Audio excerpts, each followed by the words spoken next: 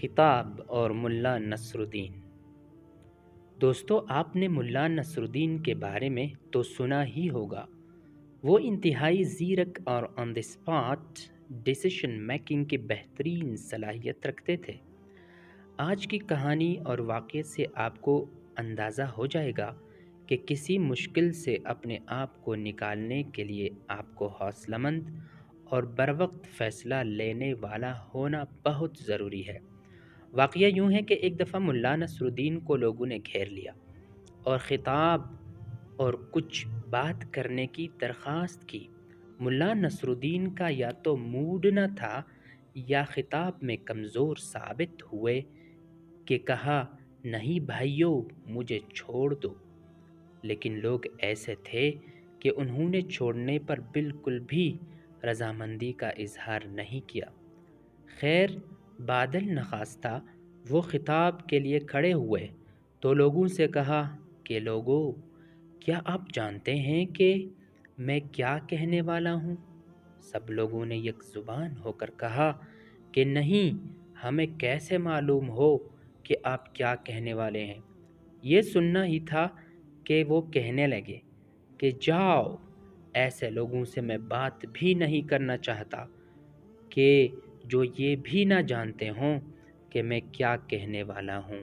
لہٰذا مجلس چھوڑ کر چلے گئے۔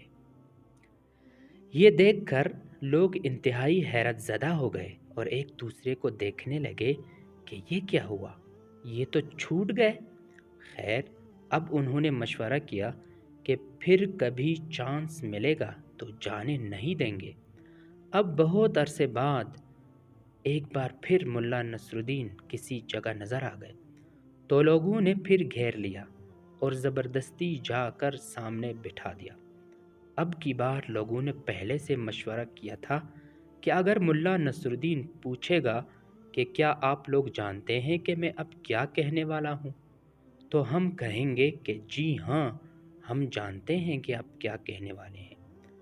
خیر، وہ پھر خطاب کی ابتدا میں ہی پوچھنے لگے کہ اے لوگو، آپ جانتے ہیں کہ میں کیا کہنے والا ہوں؟ لوگوں نے پھر یک زبان ہو کر کہا کہ جی ہاں، ہم جانتے ہیں کہ آپ کیا کہنے والے ہیں۔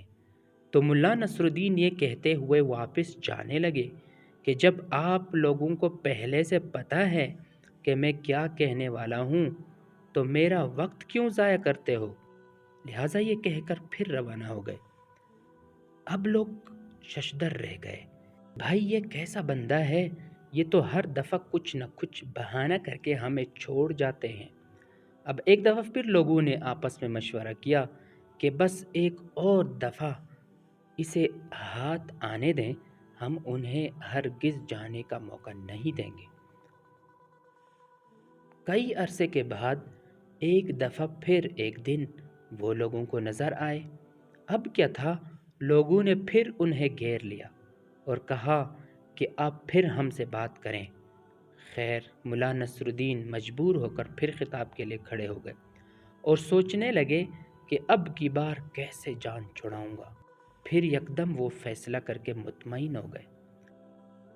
دوسری طرف لوگ اس دفعہ ڈیڑھ ہوشیار بنتے ہوئے مشورہ کرنے لگے کہ بھائیو، اب کی بار نہ یہ کہنا ہے کہ ہمیں پتہ ہے اور نہ یہ کہنا ہے کہ نہیں، ہمیں نہیں پتہ، ورنہ تو پھر یہ چلے جائیں گے۔ لہٰذا اس دفعہ آدھے لوگ ہاں کہیں گے اور آدھے لوگ نہ کہیں گے تاکہ انہیں بھاگنے کا اور چلے جانے کا موقع نہ مل سکے۔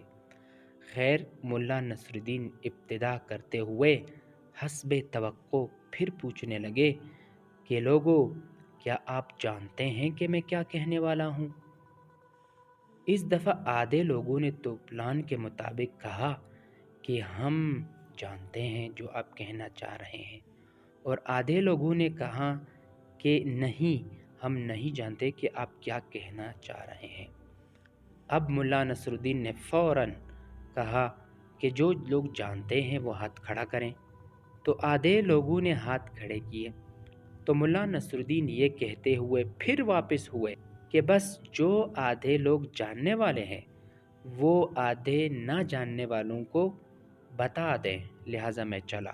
تو مجلس چھوڑ کر وہ پھر چلے گئے۔ اب چونکہ انہوں نے لوگوں سے پہلے ہی کہا ہوا تھا کہ اگر اس دفعہ بھی میں چھٹ گیا تو پھر آپ مجھے کبھی نہیں پکڑیں گے، تو اس لیے اس کے بعد لوگ مجبوراً انہیں کچھ نہ